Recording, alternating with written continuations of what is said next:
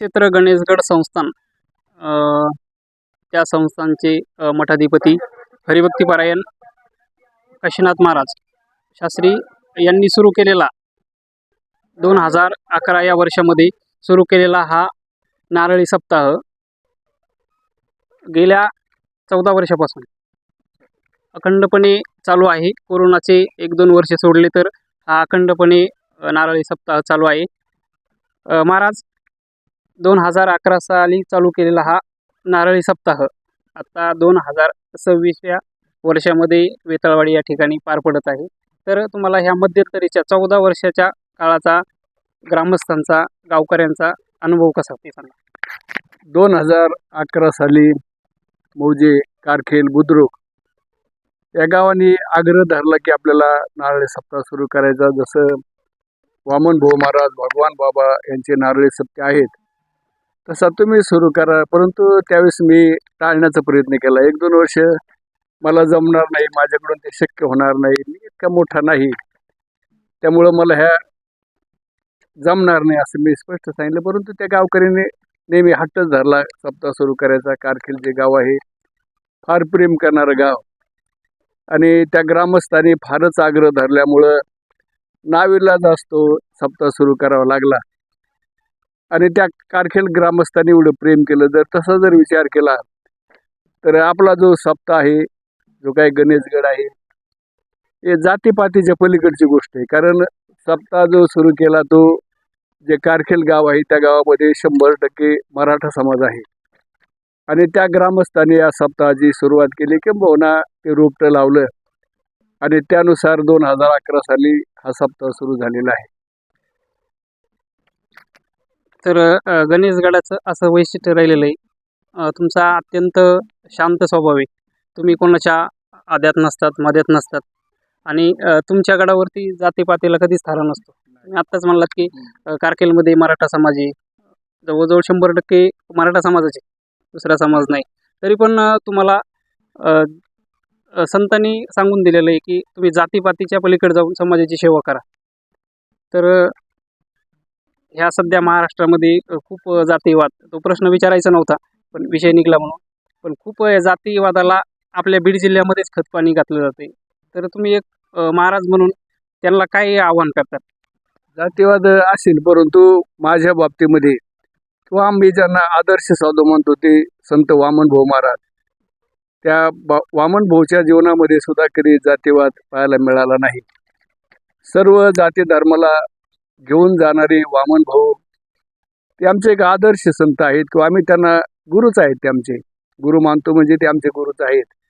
आणि त्यानुसार जसं वामन भाऊनी सर्व समाजावर प्रेम केलं तसं मी सुद्धा सर्व समाजावर प्रेम करतो. आणि सर्व समाज, कुठल्याही जातीचे मंडळी असतील ते सर्व जाती धर्माचे लोक तेवढेच प्रेम करतात. जसं वंजारा समाज प्रेम करतो तसं मराठा करतो, धनगर करतो, माळी समाज प्रेम करतो. जो त्या पंचक्रोशीमध्ये हरिजन कोणी असेल सर्व समाज प्रेम करतो. आणि जे सप्ताह आहेत ना ते ठराविक जातीचे नाहीत.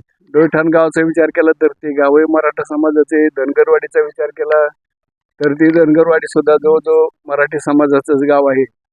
त्यामुळं जातीवादाचा प्रश्न येतच नाही. ते इतर क्षेत्रामध्ये दिसत असेल, परंतु पारमार्थिक क्षेत्रामध्ये जातीवाद नसतो आणि कोणी जातीवाद करू सुद्धा नाही, असं माझं मत आहे. तर आता हा 14वा नारळी सप्ताह वेताळवाडी या छोट्याशा गावामध्ये पार पडत आहे. तर तुम्ही गावकऱ्यांनी तुम्हाला खूप सहकार्य केलं, त्या सहकार्यातून हा पार पडत आहे. तर तुमची प्रतिक्रिया काय याच्याविषयी. छोटंसं गाव आहे वेताळवाडी. यापूर्वी सुद्धा 1-2 ठिकाणी ते नाकडेवाडी किंवा ती तांबडी वस्ती म्हणून ते छोट्याशा गावाने सप्ते केले. परंतु तेव्हा सप्ताहाची सुरुवात होती, सप्ताह छोटा होता. आजी सप्ताहाला भव्य दिव्य असं स्वरूप प्राप्त झालं. वामन भाऊ भगवान बाबाच्या नंतर एक सर्व समाज जमणारा, सर्व समाज एकत्र येणारा हा एक आपला इतका मोठा नाही, परंतु तशा प्रकारे एक स्वरूप समाजाने दिलेलं आहे.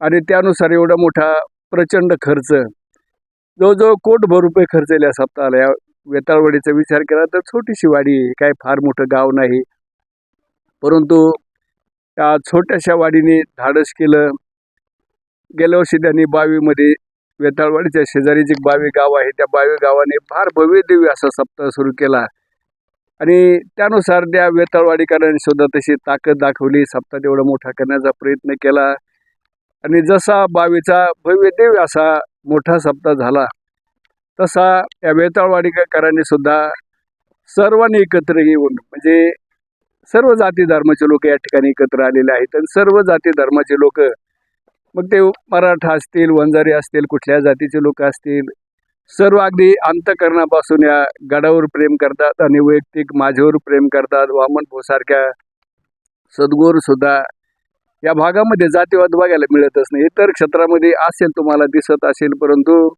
या पारमार्थिक क्षेत्रामध्ये कुठल्याही प्रकारचा जातीवाद नाही. सर्व समाज साधू संतांवर तितकंच प्रेम करतो आणि त्यामुळं छोट्याशा वाडीचं कौतुक करावं लागेल.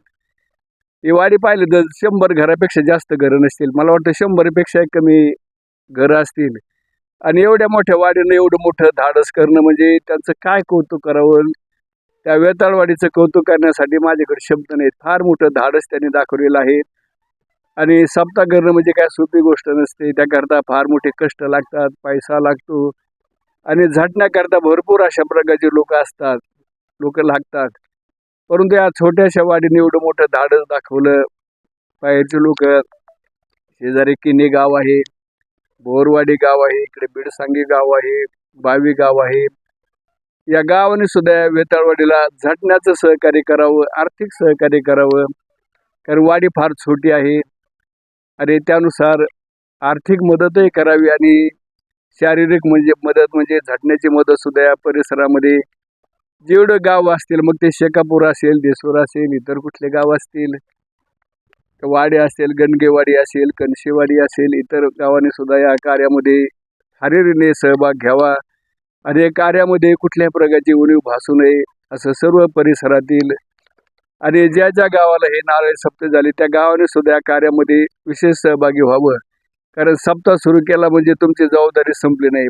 जे काही कारखेल ग्रामस्थांनी या कार्यामध्ये मला लुटलं किंवा या कार्यामध्ये मला प्रवृत्त केलं, आता त्या गावाने झटण्याची जबाबदारी आहे, नाही का. नुसतं सुरू तर कोणी करून देईल, परंतु टिकवणं त्यासाठी ज्या ज्या गावामध्ये सप्ते झाले त्या ग्रामस्थांनी सुद्धा या कार्यामध्ये सहभाग घ्यावा, झटावं अशी मी सर्वांना पंचक्रोशीला विनंती करतो. तर आता एक शेवटचा प्रश्न विचारतो.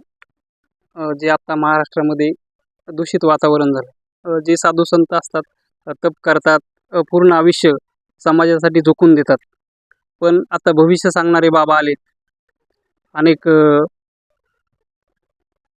असे बाबा आहेत की आपला हा भोळा समाज त्याच्यावरती विश्वास ठेवतो आणि मग कुठल्या तरी एका दिशेने एका वळणाने जातो.